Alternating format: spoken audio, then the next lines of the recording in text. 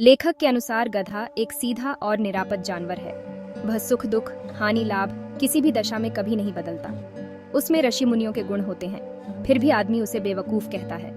बैल गधे के छोटे भाई हैं, जो कई रीतियों से अपना असंतोष प्रकट करते हैं। झूरी काची के पास हीरा और मोती नाम के दो स्वस्थ और सुंदर बैल थे। वह अपने बैलों से बहुत प्रेम करता था। हीरा और मोती के बीच भी घनिष्ठ संबंध था। एक बार झूरी ने दोनों को अपने ससुराल के खेतों में काम करने के लिए भेज दिया। वहां उनसे खूब काम करवाया जाता था, लेकिन खाने को रूखा सूखा ही दिया जाता था।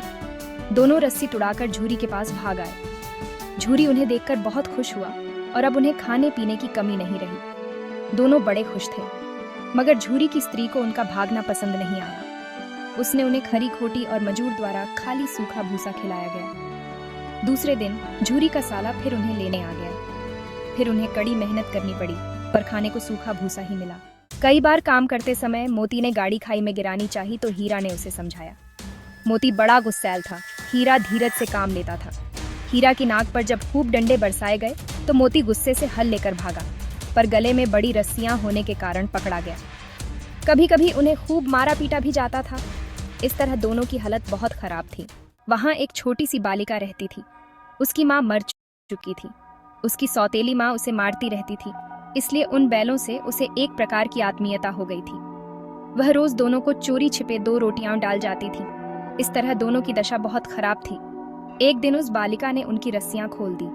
दोनों भाग खड़े हुए। झूरी का साला और दूसरे लोग उन्हें पकड़ने दौड़े, पर पकड़ न सके। भागते भागते दोनों नई जगह पहुंच गए। झूरी के घर जाने का रास्ता वे भूल गए, फिर भी बहुत खुश थे। दोनों ने खेतों में मटर खाई और आजादी का अनुभव करने लगे। फिर एक सांड से उनका मुकाबला हुआ। दोनों ने मिलकर उसे मार भगाया, लेकिन खेत में चरते समय मालिक आ गया। मोती को फंसा देखकर हीरा भी खुद आ फंसा। दोनों कांजी हाउस में बंद कर दिए गए। वहां और भी जानवर बंद थे। सबकी हालत बहुत खराब थी। जब हीरा मोती को रात को भी भोजन न मिला तो दिल में विद्रोह की ज्वाला भड़क उठी। फिर एक दिन दीवार गिराकर दोनों ने दूसरे जानवरों को भगा दिया। मोती भाग सकता था, पर हीरा को बंधा देखकर वह भी न भाग सका। कांजी हाउस के मालिक को पता लगने पर उसने मोती की खूब मरम्मत की और उसे मोटी रस्सी से बांध दिया। एक सप्ताह बाद कांजी हाउस के मालिक ने जानवरों को कसाई के हाथों बेच दिया। एक दरियल आदमी हीरा मोती को ले जाने लगा। वे समझ गए कि अब उनका अंत समीप है।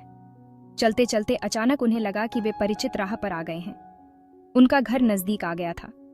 दोनों उन्मत्त होकर उछलने लगे और दौड़ते हुए झूरी के द्वार पर आकर खड़े हो गए। झूरी ने देखा तो खुशी से फूल उठा। अचानक दरियल ने आकर बैलों की रस्सियां पकड़ ली। झूरी ने कहा कि वे उसके बैल हैं, पर दरियल जोर जबरदस्ती करने लगा। तभी मोती ने सींग चलाया और दरियल को दूर तक खदेड़ दिया। थोड़ी देर बाद ही दोनों खुशी से खली भूसी चूनी खाते दिखाई पड़े। घर की मालकिन ने भी आकर दोनों को चूम लिया।